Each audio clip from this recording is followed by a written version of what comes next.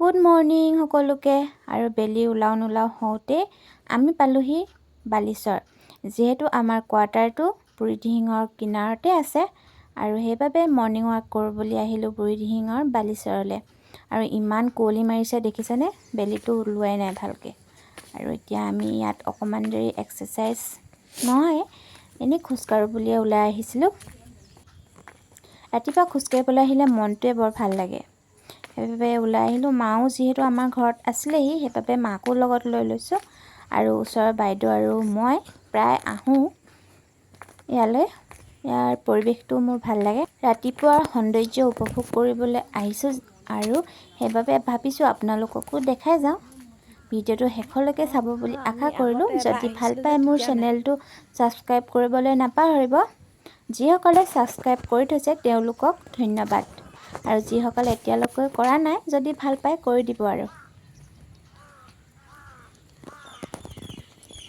যিহেতু ইয়াত ছট পূজা হৈ যোৱা বেছি দিন হোৱা নাই, চফা হৈ আছে বালিচৰটো, কিন্তু বহুত কুঁৱলী পৰিছে।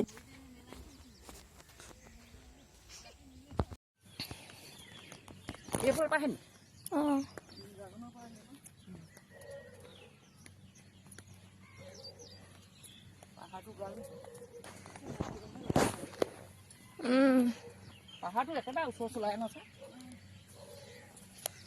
গৈ থাকিলে দেৰি দিব।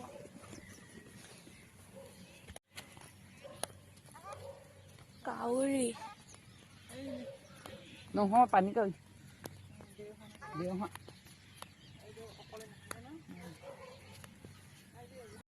কুঁৱলীবোৰ আঁতৰিছে। আৰু ইয়াত আমি থাকিলোঁ 10-15 মিনিটমান, আৰু কিমান দেৰি থাকোঁ এতিয়ালৈকে গম পোৱা নাই।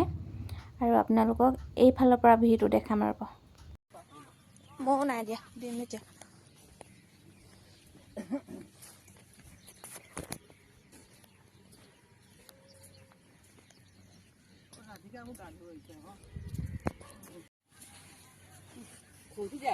বালি যে আনন্দ ইমান দূৰ আমি ইমান ওচৰত ন।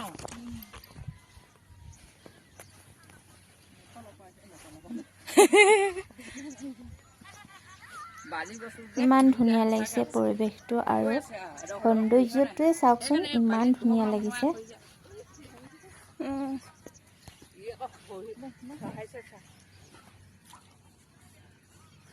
মাটিত কিবা পালে একাদশী কেনে কৰিছে।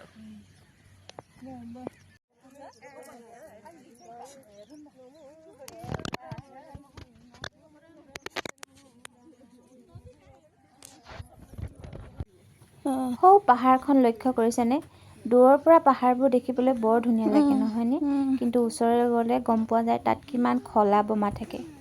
আৰু আমাৰ জীৱনটো তেনেকুৱাই, আমাৰ দূৰৰ পৰা দেখিবলৈ আমাৰ জীৱনটো ধুনীয়াই লাগে, বা বেলেগৰ জীৱনটো আমি দূৰৰ পৰা ধুনীয়া দেখোঁ, কিন্তু তেওঁলোকৰ ভিতৰত কি হৈ আছে কেৱল তেওঁলোকেহে গম পায়। আমি বাহিৰৰ পৰা চাই একো জাজ কৰিব নোৱাৰোঁ।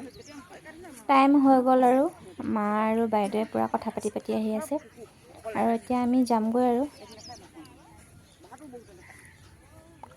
বহুত ভাগৰ লাগিলে, চাওকচোন মোৰ অৱস্থা। আৰু বেলিটো উঠাওঁ বুলি লৈছিলোঁ, কিন্তু মই একো দেখি নাই পোৱা কি উঠিছে। বেলিটো উঠালে মানে চিৰিটো নুঠে। উঠিছেতো।